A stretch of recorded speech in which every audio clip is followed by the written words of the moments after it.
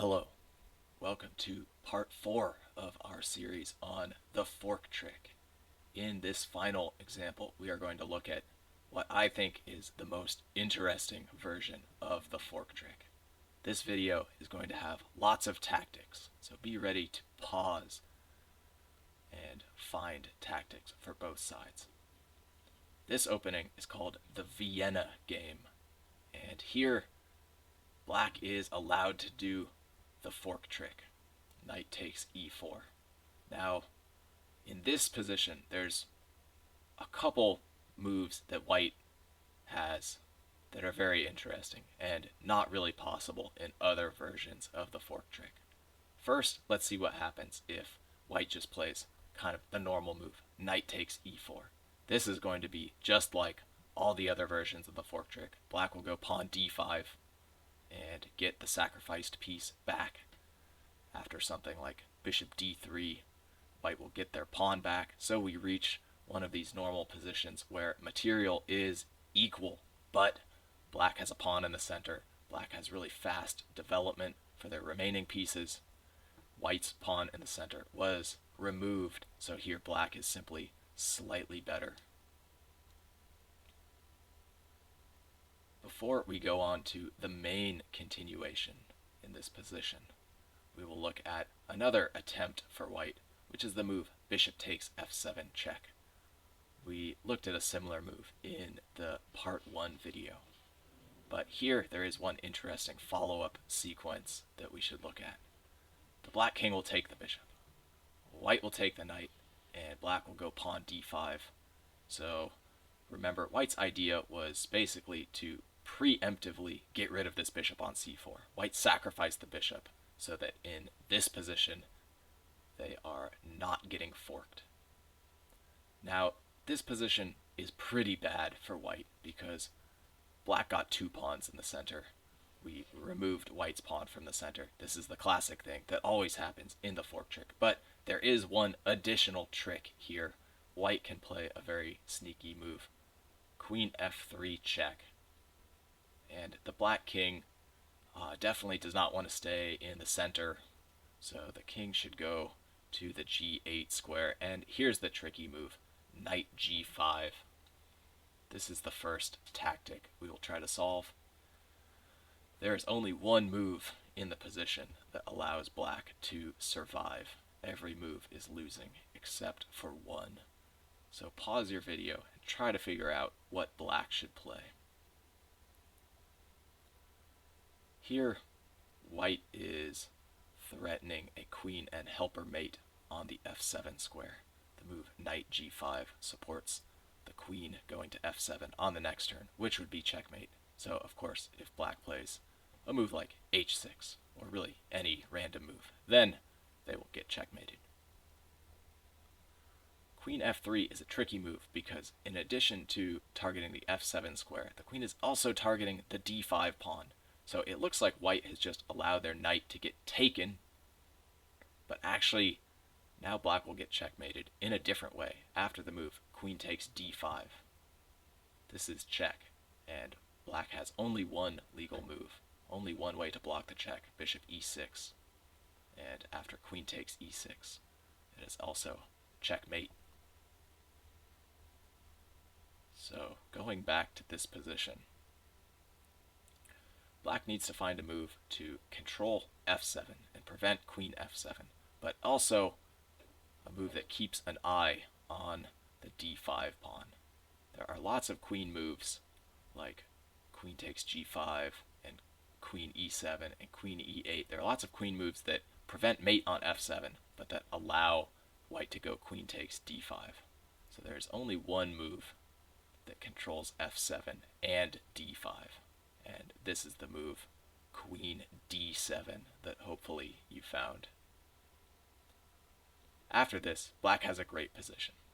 White did create one tricky threat, but here Black is close to winning. Black has 2 pawns in the center against no white pawns, and the white pieces are going to be driven backwards. Black is ready to go h6 soon, and this knight will have to go to the edge of the board. Black is going to develop the rest of their pieces very quickly and have a very good position. Now we will back up and proceed to the main continuation in this variation. Black has just played the move knight takes e4, and here white does have one very tricky move to try, the move queen h5, and this variation is called the Frankenstein Dracula Variation.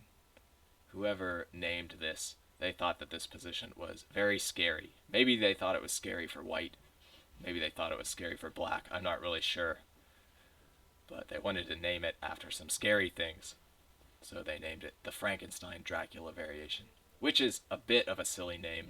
Some of you may recall that in the Frankenstein book, Frankenstein is actually the name of the scientist who created the monster, not the name of the monster.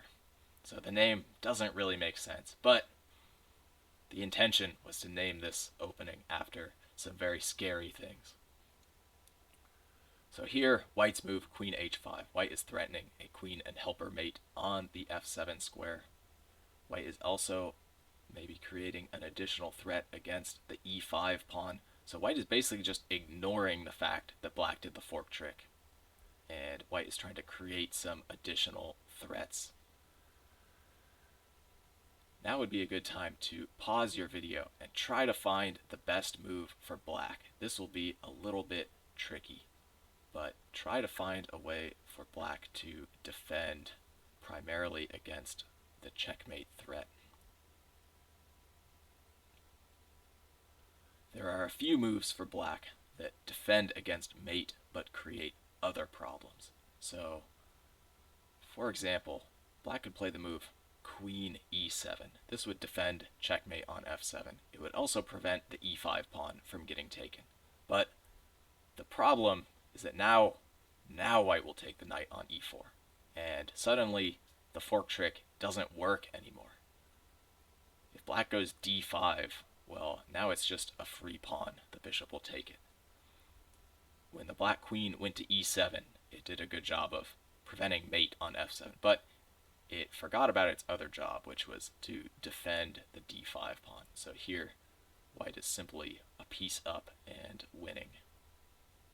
So queen e7 defends against mate, but black actually just loses the knight for free. A similar move would be queen f6. This also defends the f7 square. It defends the e5 square, but now white will go knight takes e4. This version looks even worse because the knight is attacking the queen as well, so black lost a piece. Another move here that would be not very good for black would be pawn g6. This attacks the white queen, but the white queen will take this pawn with check, and there are a few things that could happen here, but one very simple solution for white would just be to capture the knight on the next turn. So once again, white ended up ahead a knight, ahead a minor piece at the end of this. One other move for black that could be considered is the move knight g5. This is before we go on to the best move for black. So this move, black sort of removes their knight from danger and uses it to defend the f7 square. This is the right idea, but this is not the best move in the position. Here, white has a very strong move, pawn to d4, creating a discovered attack against the black knight. And let's see what happens if black defends the knight. Pause your video and try to find the best continuation for white. Black's last move defended the knight on g5, but the knight is also defending mate on the f7 square. White would like to go queen takes f7 checkmate. So here, white has the tactic called removing the defender. We'll just play bishop takes g5 anyway. This wins a piece for white. If black captures the white bishop, well, then they get checkmated. So after bishop takes g5, black needs to find a move to deal with the threat on f7, and white has simply taken this knight on g5 for free. Backing up 2 moves. In this position, black can survive if they play the move knight to e6. Again, removing the knight from harm's way and just putting it on a square where it blocks the white's bishop's access to the f7 square. But this position, for example, after a simple move like d takes e5, this position is simply a bit better for white. White has a pawn in the center. Black does not have a pawn in the center. White has more pieces developed than black, so white has a small advantage here. Backing up to this position, the beginning of the Frankenstein Dracula variation, where white has played queen h5. The best defensive move for black is the move knight d6.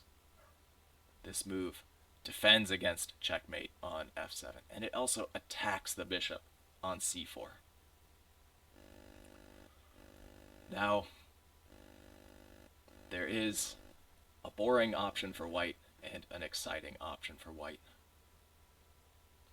The boring move, which we'll look at very quickly, is queen takes e5, check. White simply gets their pawn back. And here we have another little puzzle. There are 2 ways for black to get out of check. How should black get out of check?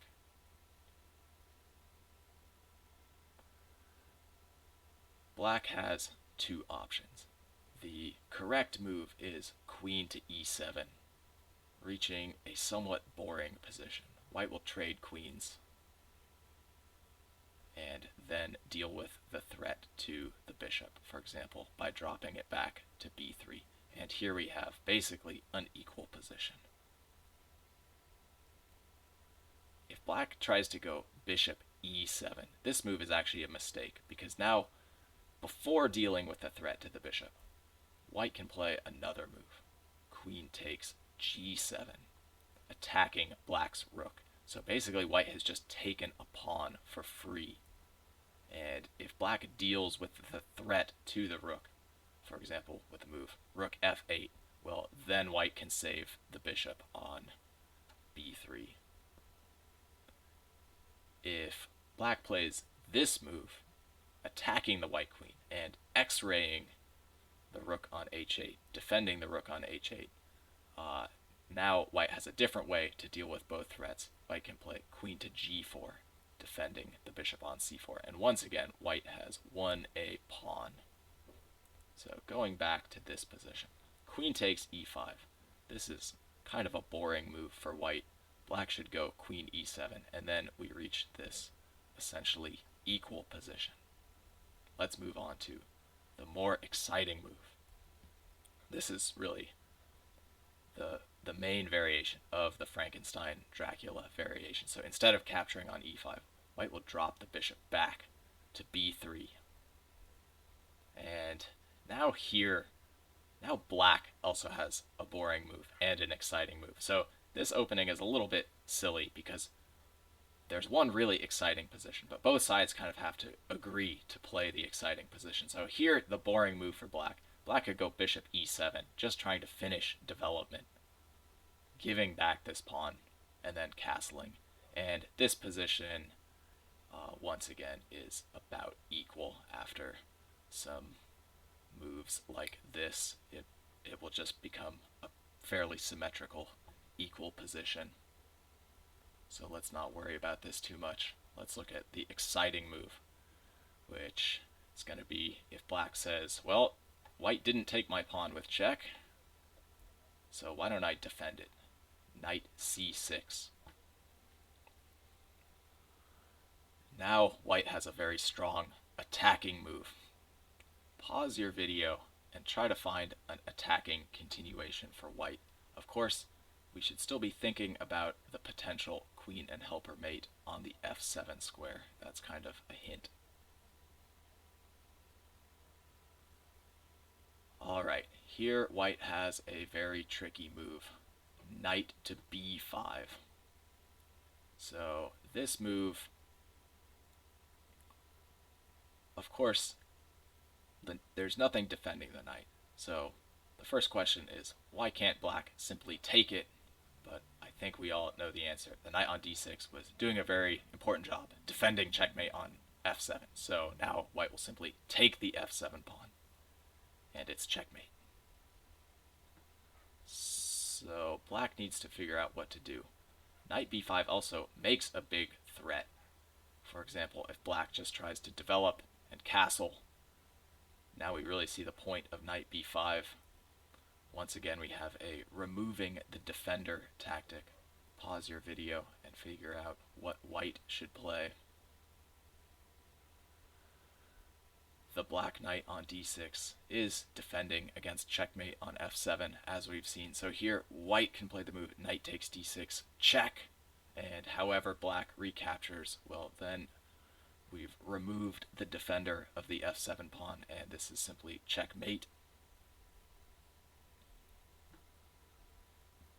So here, black needs to find a way to defend. We can't take the knight or we get checkmated on f7, and if black plays pretty much any random move, white will take the knight with check and then go queen takes f7 checkmate. If black uses the queen to defend against checkmate on either of these squares, then white has a different strong move.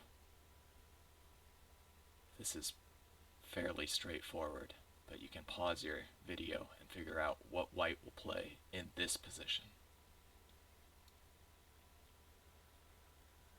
If black uses the queen to defend against checkmate on either the f6 square or the e7 square, then black has left the c7 pawn undefended. This is why it was important for our knight to go to the b5 square instead of the similar square e4 with kind of the same idea, but that would not be as strong because our knight would not be pressuring c7. So here, white will take on c7, and it's check. And next, white is going to take this rook for free on a8. So let's back up. We've looked at some bad moves for black here. So now, if you want to try to find black's best move, you can pause your video and try to figure out how black needs to defend against these various threats. The best move for black is the move pawn g6. This move attacks the white queen and prevents queen takes f7 checkmate. Now, white needs to play energetically. Of course, if we move the queen somewhere that doesn't threaten anything, for example, g4, well, then we actually lose our knight for free. On b5, once the checkmate threat has been disrupted, black can simply take the knight on b5 since their knight is no longer defending f7. So another thing white could do, white could play this check first, but this kind of helps black develop, and yeah, now black kind of looks like they're just a pawn up. Black is ready to castle on the next turn. If white tries to keep making threats, black will simply castle and be a pawn up. This is a very good position for black. So here we need to find something energetic for white. White should play the move queen f3.